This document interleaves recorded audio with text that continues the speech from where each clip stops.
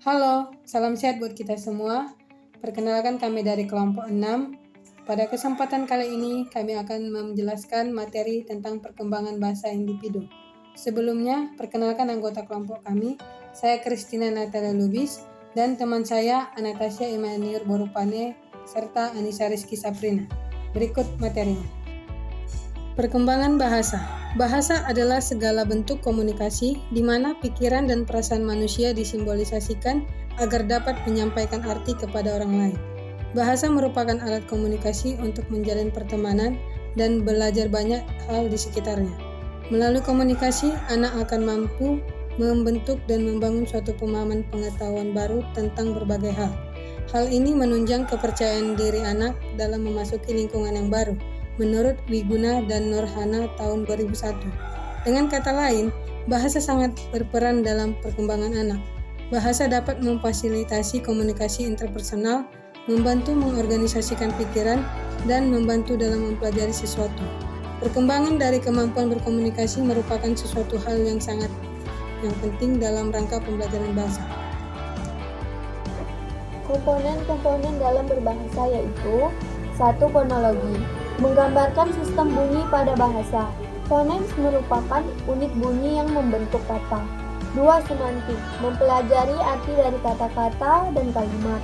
3. Grammar, menggunakan struktur bahasa, sintaks, atau serangkaian aturan grammar yang mengarahkan bagaimana kata-kata dapat terbentuk menjadi kalimat. Morfem, atau unit bahasa terkecil yang mengandung arti. 4.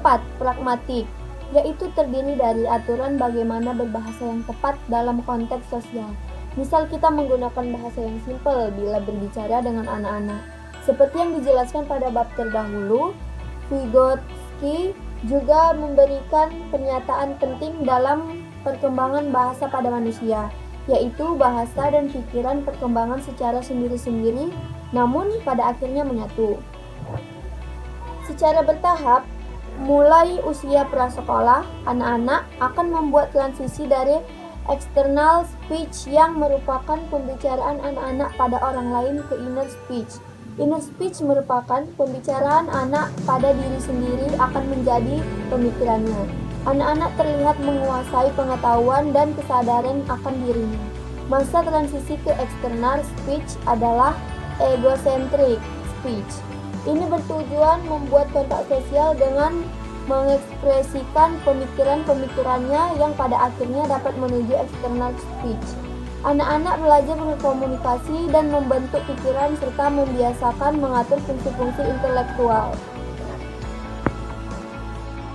Proses berbahasa ditentukan oleh matangnya perkembangan bagian-bagian mulut, kontrol dari saluran pernapasan bagian atas seperti lidah, pergerakan bibir, dan pengaturan mekanisme pernapasan.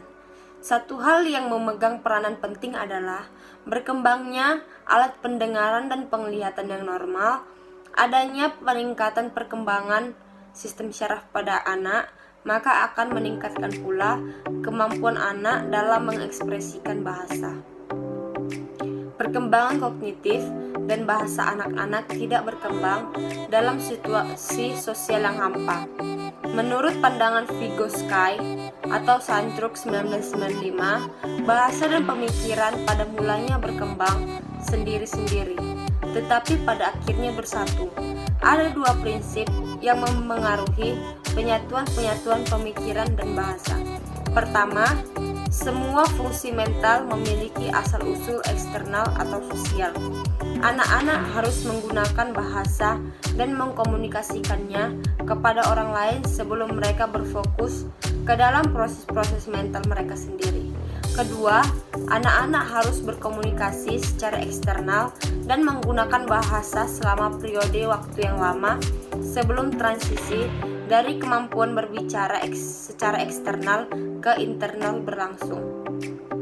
Usaha untuk meningkatkan perkembangan bahasa ini juga dilakukan para pendidik TK setiap harinya. Sebagai contoh, pendidik seringkali mengajak anak untuk menceritakan kembali apa yang telah dilakukan sebelum berangkat sekolah. Hal ini bertujuan untuk melatih perkembangan bahasa anak. Dengan cara bercerita, akan menambah perbendaharaan kata dan melatih kepercayaan diri mereka ketika mereka mencoba untuk maju ke depan kelas dan bercerita. B. Peran penting dalam meningkatkan kemampuan perkembangan kognitif dan bahasa. Pertama, meningkatkan perkembangan kognitif anak. Seperti A. Mendorong permainan anak. B. Mempertanyakan pandangan-pandangan tradisional dari perkembangan kognitif anak. C. Mengenali bahwa anak menyusun pengertian atau pemahamannya sendiri. D. Mendiskusikan cara-cara pengelompokan atau penggolongan sesuatu. E. Mengenali bahwa perhatian anak akan diarahkan pada yang penting dan relevan dengan mereka. F. Membantu anak-anak menjadi menyadari tentang berbagai strategi untuk mengolah informasi. 2. Meningkatkan perkembangan bahasa. Seperti A. Mengakui dan mempertahankan bahasa ibu dari anak-anak itu, apakah itu berupa dialog atau bahasa lain selain bahasa Inggris Australia yang diajarkan. B. Memberi kesempatan bagi anak untuk berbicara dengan bahasa ibu dan mendengarkan orang lain berbicara dengan bahasa itu. C. Menganjurkan penggunaan bahasa ibu. D. Meningkatkan media cetak dalam bentuk buku-buku, poster, dan kemasan makanan dengan bahasa yang tepat. E. Menyediakan lingkungan kaya bahasa dengan pemodelan bahasa untuk anak-anak terlibat dalam percakapan dengan anak-anak secara individu dan memperluas bahasa anak. Sekian dari kelompok kami. Terima kasih.